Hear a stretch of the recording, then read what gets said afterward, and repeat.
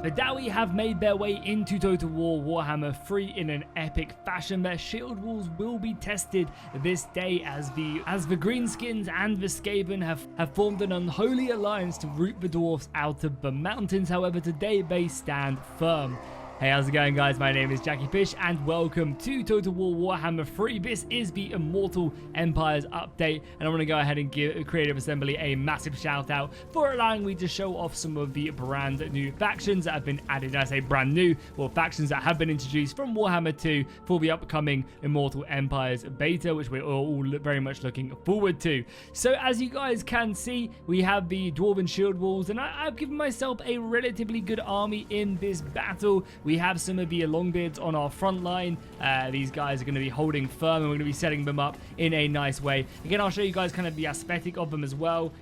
They're not going to change too much, but I definitely do think they do look better than the previous iterations of the game, especially with all the armor updates and stuff like that, looking very nice indeed. So there you go, they're going to be our Longbeards. Then I've kind of gone for the setup of obviously lots of Dwarven artillery. So we have 2 squads of these catapult throwers. We have a bunch of Thunderers supported by the man himself, writing in that book whenever he needs to. I'm sure there'll be many a grudge set today. An Organ Gun or 2, and then we also have some Iron Breakers. They're not Iron Breakers, we have some Iron Breakers, which I think are further down the hill, and then finally some Iron Drakes. So the goal of this, this battle is to very much hold this hill as best as we can. We're heavily outnumbered. It is 1100 versus 8800, so the enemy are coming in force, and this alliance is going to start off with the Greenskins pushing their way forward. You're going to see the motors running on this Hell Pit Abomination, and Abomination it is. All them disgusting rats and that wheel helping it along the way. Back in the lines, we have some more Rat Ogres supported by some of the Plague Monks, which are going to be great at tearing through my armor. On the flanks, we have some Clan Rats,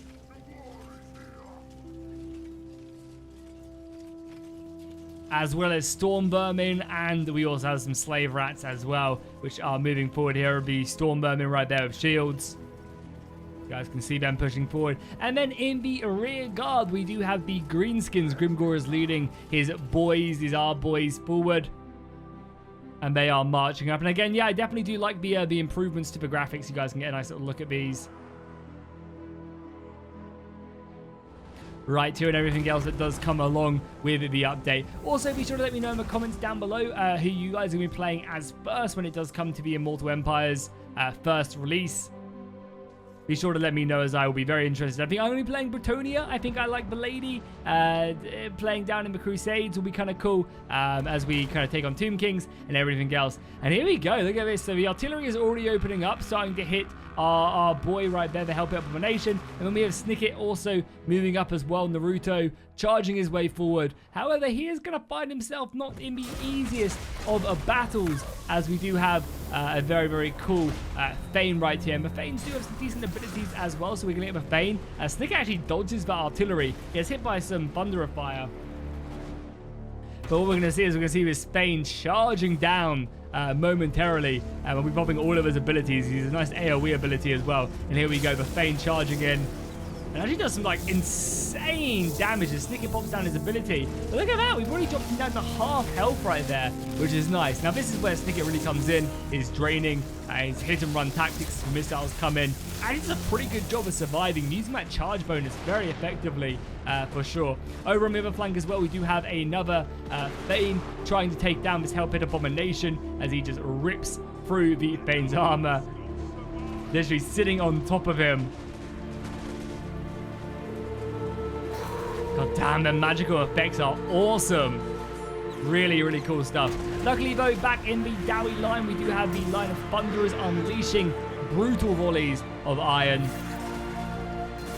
With their great armor piercing, they'll be able to shred through that Hell Pit Abomination. The sooner we kill it, the better. We now also, over on this other flank as well, have a unit of pretty fast-moving goblins. So Grimgore sending forward a little bit of reinforcements as Snicket does get knocked down. It looked like a proper anime antagonist moment right there. He gets knocked down, and when all his faithful goblins come flying in to save him, and they did buy him just enough time. However, Snicket is looking very low on HP and will be getting taken down, I think, momentarily. I'm going to say that, though. He's taking down Bethane, which is to be expected. Luckily, over on the right-hand side, we were strong enough to actually take down the Helper Abomination and send it packing for now. But here we go. The main group of the enemy assault is coming in.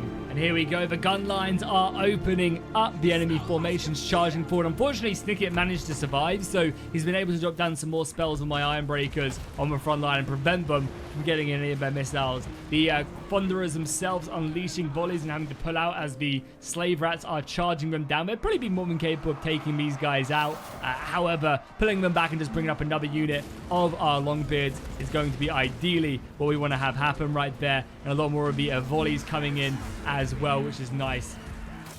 And as the Helper Abomination returns to the engagement, again, we have a lot of the guns which are helping out. And then you've got Thorgrim right there as well, ready to hold the line. Really trying to utilize my heroes as best as I can. And the enemy are really pushing down. But look at this, the Iron Drakes! The Iron Drakes, who want some burn rat for dinner, because there will be plenty of it.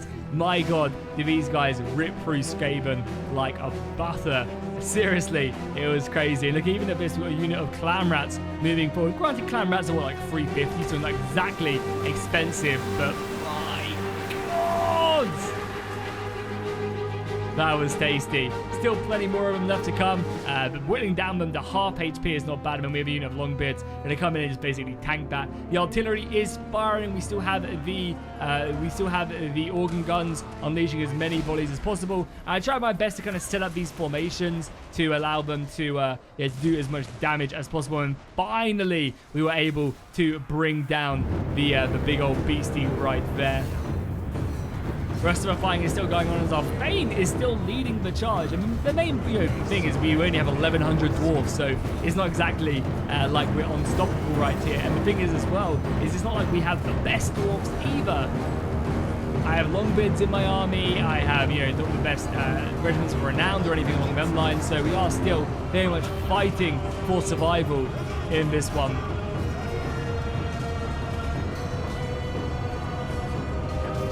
But able to, really get themselves stuck in. I'm trying to get my Iron Drakes around the flank, but unfortunately, the Goblins are now turning up. And even though we've been able to pretty much whittle down the Skaven position quite nicely with these Iron Drakes and everything else that's coming in, we're getting some good shots off of these Trolls, whittling them down as well.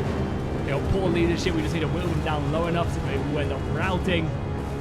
But they do have that regeneration, which is nice. We've got a giant in as well, as Thorgrim and his Thane take that down as that giant just slashes away. That is going in the book, that is for sure. The scariest thing as well, and I didn't really think about that when I was balancing this battle, is I don't really know at this point how I'm going to deal with Grimgore. In the Paunch DLC, Grimgore got really, really strong. They ultimately buffed him massively. And I don't really have the guns to spare to focus fire him. I don't really have hammerers to arm pierce through his armor, or slayers. I imagine slayers would be pretty good against him. So Grimgore, I think, is going to have a bit of a free reign in this battle. And there's not really much I can do about it. Luckily, I've been able to send this giant packing. And Thorgrim is having a good time, just killing as many of these guys as possible. Over right-hand flank as well, I tried my best to set up a bit of a flank with the guns and the flamers ready to set this deforestation ablaze, as well as my heart. You can see over on this side is opening up the amount of fire right there. Really able just to descend upon these dwarven units who are currently enveloped. That's what Iron Breakers love to do. They love to be enveloped. They love to hold the line. You can also see the fanatics from the Night Goblins running riot in the ranks. The Trolls still alive as well somehow as we move further up, and the Orcs continue to push in, but another flame wall right there. Able to definitely relieve some pressure. The Orc threat is just menacing. I mean, look at the sheer numbers of the enemy, and this is the problem we face. And the AI has actually done a pretty amazing job of breaking through my main line and just getting onto my artillery. It seems like they are sending units pretty aggressively forward onto my battle line just to try and silence these guns. And I don't have enough units to really, stop this. But the catapults aren't really that scary.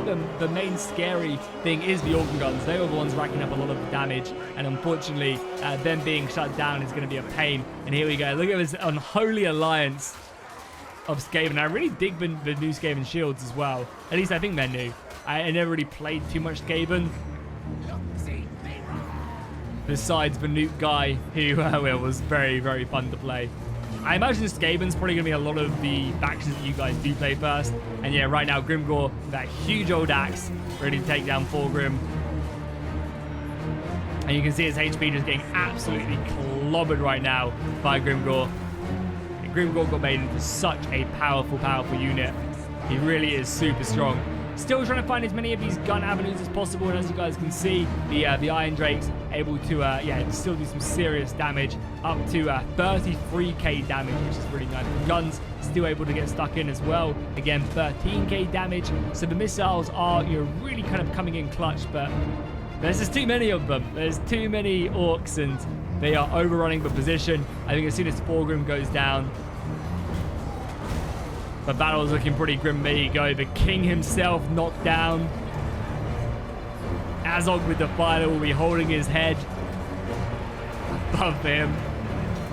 The young prince will have to rise to the top. I also really dig the environments as well. I feel like the background environments look way better in Warhammer 3 as well, which is going to be a really nice improvement when diving in. Not that the backgrounds never did look great, but I feel like they do look really, really impressive. And there you go. The lines are breaking. I have very few guns left remaining. Luckily, I think I still actually do. Yeah, I still have these flamers who are still doing incredible damage.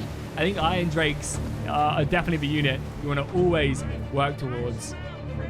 And with Immortal Empires, it's going to be so fun. Really kind of taking a complete different direction, opening up so many more avenues. And I wonder if we will, because they've of course shown with Immortal Empires, they've shown the ways to travel around the map, but I wonder if there's going to be like specific ways for specific factions. If they get DLCs in the future, like will a lot of the underway factions be able to utilize that to traverse the map more efficiently, kind of more in the Wood Elf style way? Will you be able to do other things with other factions who have maybe ways to do that? We'll be able to do incantations to move armies, or it'll be very interesting to see kind of how they approach that in the DLCs to come. But this is the Immortal Empires. Big thank you to Brave Assembly for letting me show off some battles. I have a few more in the works. Let me know what factions you want to see down below in the description.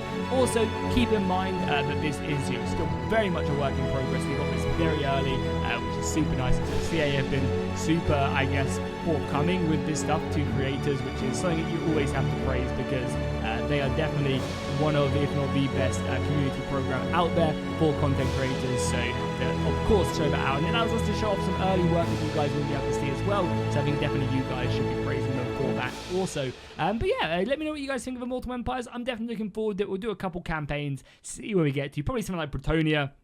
And then maybe another faction in an interesting place. Maybe Tetlus. I love Tetlus. And he's obviously moved. So maybe we'll do Tetlus first, because he's moved down into Lustria, into the absolute Thunderdome that is Lustria. My God, that's going to be fun. There's going to be everybody down there. And it truly is the Lustria Ball for sure. So yeah, thank you guys so much for watching. Make sure to drop a like and a comment down below. I'll see you guys in the next one.